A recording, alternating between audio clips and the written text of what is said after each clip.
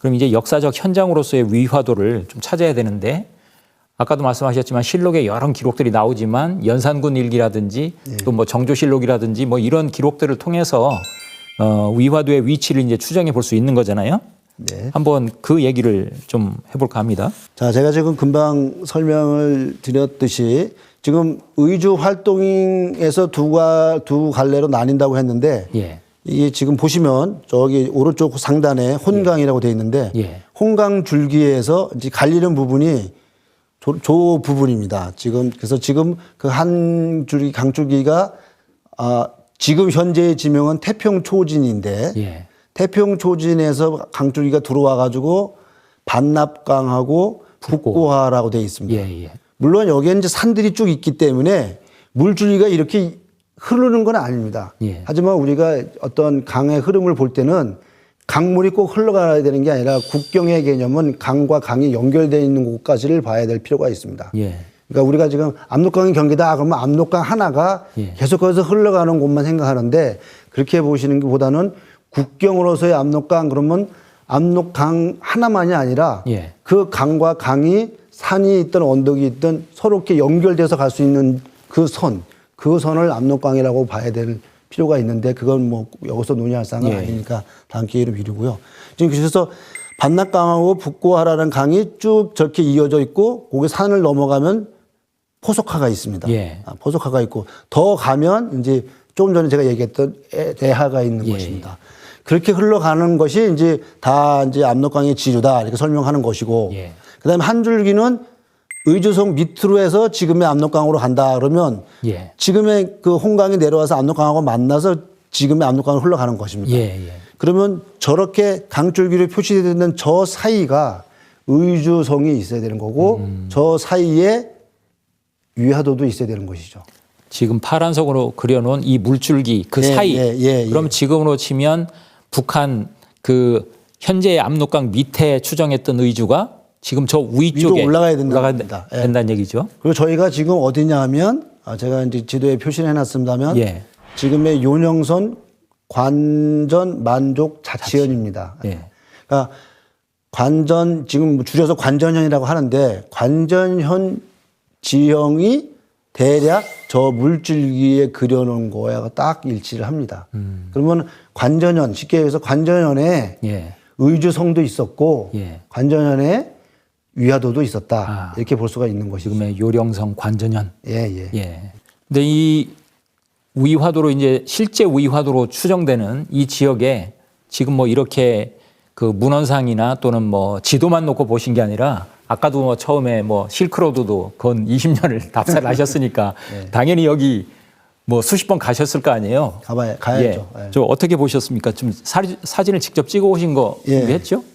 예. 요게 이제 우선 지도상으로 보는 이곳이 이제 그 물줄기와 물줄기와 사서에 기록되어 있는 그 내용들을 총괄해서 의주와 위화도가 있는 지역 범위를 지금 정해놓은 겁니다. 그래서 이제 요 안에 위화도가 있다라는 걸 표시했는데 요 지역이 지금 관전현 지역입니다. 예. 자, 그럼 이제 사진을 한번 볼까요? 예. 요게 무슨 사진이죠? 자, 이게 이제 그 위화도를 찾기 위해서 이제 장계에 보면은 이제 어떻게 형태가 되어 있고 어떻게 위치가 되어 있다라는 기록이 있다고 했는데 그 중에 하나가 바로 이제 요 사진에서 볼 수 있는 건데 뭐라고 되어 있냐면 사서에는 송골산이라고 나옵니다. 송골산. 송골산 굉장히 중요한 산입니다. 우리 역사의 지리에 있어서. 뭐 이제 동팔참을 갈 때도 송골산 기록이 나오는데 송골산 서쪽 끝에 대창산이라는 산이 있다. 그러니까 이제 산 줄기가 쭉 이어지다가 맨 끝에 쪽을 얘기하는 겁니다. 그쪽에서 동북쪽으로 삼식 그러면 이제 보통 이제 일식이 30리이기 때문에 90리 정도 떨어진 곳에 위화도가 있다 그 얘기를 합니다. 그런데 지형이 어떠냐? 그러면 송골산이 험하게 오다가 딱 끝나는 지점에서 90리 되는 곳은 산이 평탄하다고 합니다. 그러니까 높은 산이 없고 높은 산은 거기서 끝이 나고 그다음부터 야트막한 산들이 쭉 이어지는데 대략 90리 정도 가서 위화도가 있다라고 얘기를 합니다. 그러면 지금 이것은 고속도로 변에서 이제 송골산이라고 생각되는 곳을 찍는데 지금은 중국에서 오룡산이라고 부른다. 오룡산. 오룡산. 네, 오룡산이라고 부르는데 지금 오룡산이 저기 오른쪽 사진 밑에 있는 사진이고 예. 거기 맨 왼쪽에 뾰족한 부분이 있죠. 뾰족한 예. 부분. 예. 그게 이제 사서에서 기록한 동북쪽 모퉁이의 대창산 소동이라고 있다. 예. 그러니까 저기 이게 지금 북쪽에서 내려가면서 본 겁니다. 예. 북쪽에서 남쪽으로 내려가면서 본 거니까 저 끄트머리 뾰족한 뿔같이 생긴 것이 동북쪽이죠. 예. 그러니까 그쪽에 동북쪽 모퉁이에 그 뾰족한 산이 있고 거기서부터 이제 직선거리 동북쪽 방향으로 90리 되는 곳에 위화도가 있는데 예. 산들이 다 나지막하고 평탄하다 이렇게 써 있습니다. 그래서 저 산 부분에서 찍은 겁니다. 동북쪽 방향을 위에 사진이.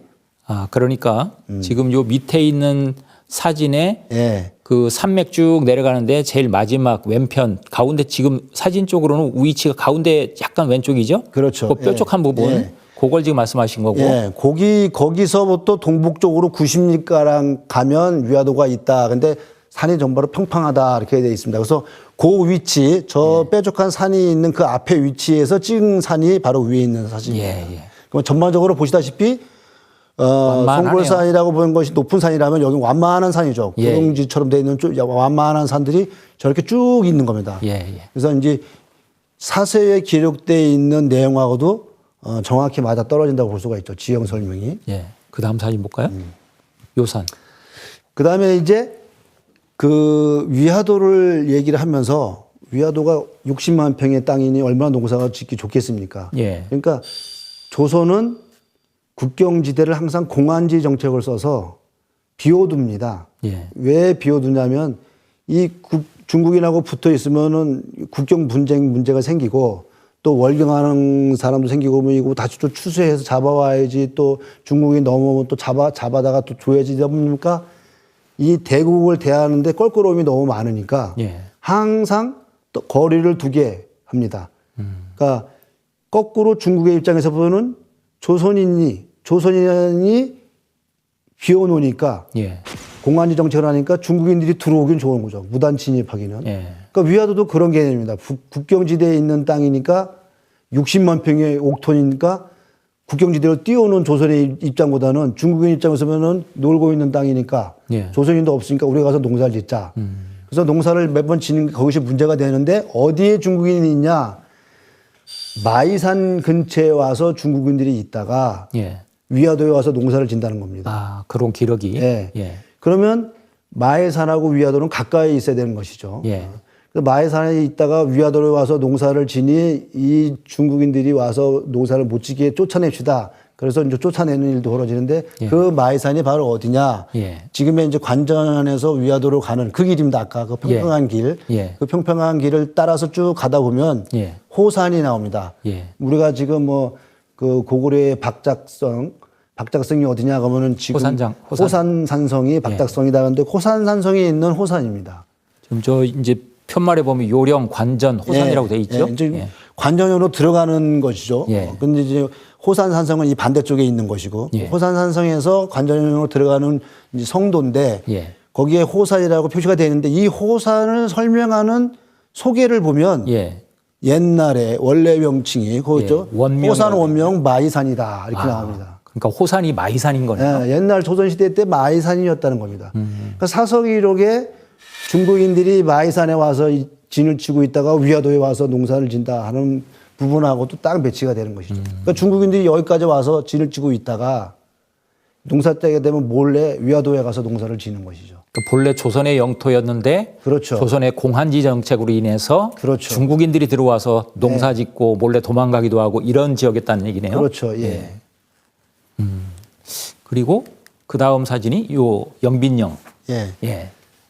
이 영빈령은 사서 기록에는 없습니다. 예. 사서 기록은 없는데 현장 답사가 얼마나 중요한지를 예. 아주 실질적으로 보여주는 굉장히 중요한 것인데 위화도하고 붙어 있는 섬이 검동도입니다. 예. 그러니까 섬이 이렇게 붙어 있다는 얘기가 아니라 강줄기가 세 개로 흘렀는데 가운데가 위화도고 바로 위가 검동도다 이렇게 되어 있습니다. 그러니까 강줄기가 S자로 흘러가면 위에 있는 섬은 검동도고 밑에 있는 섬은 위화도인 거죠. 그런데 검동도가 위화도의 위에 있는 검동도를 뭐라고 설명하냐면 모든 사람들이 검동도로 다닌다고 합니다. 압록강을 오가는 모든 사신들은 반드시 검동도를 통해서 다닌다. 그렇게 기록이 돼 있습니다. 예. 그러면 위화도를 통해서 다니는 게 아니라 검동도를 통해서 다니니까 검동도가 옛날로 말하면 규모의 국도였다는 얘기죠. 예. 그러면 요것이 지금 어디 있느냐면은 위화도 바로 위에 검동도라고 돼 있는 표시되어 있는 그 지역을 갔는데 예. 그 지역으로 지금 국도가 나 있습니다. 아. 위화도에는 길이 없고 위화도의 위에 있는 검동도로 지금도 길이 나 있어요. 그러니까 그 검동도로 지나가는 길인데 여기가 지금 고개입니다. 예. 아까 그 호산에서부터 위화도까지 가는 데는 4개의 고개가 있습니다. 예. 4개의 고개가 있는데 맨 마지막 고개가 바로 검동도에 있는데 예. 고개 이름이 영빈영입니다. 손님 사신을 맞이한다는 뜻이네요. 사신을 맞이한다는 거예요. 그러니까 여기가 고개로서로 마지막 고개니까 예. 이때부터는 평평합니다. 평평한 평지거든요. 그러니까 여기까지 놔종 나와서 손님을 맞이하는 곳이죠. 그러니까 검동도로 모든 사신들이 지나다니는 길이 있다라고 하는 그 사서 기록이 바로 저 영빈영이라는 고개 이름으로도 알 수가 있는 것이죠. 그러네요. 그러니까 저 영빈영이 있는 이 위치가 검동도면 예. 반드시 그 밑에가 위화도가 되는 거죠. 그러니까 위화도가 밑에 있고 바로 이와 같은 영빈영이 있는 검동도가 위에 있으면 역사적 기록하고도 정확히 떨어진다고 볼 수가 있는 것이죠. 예.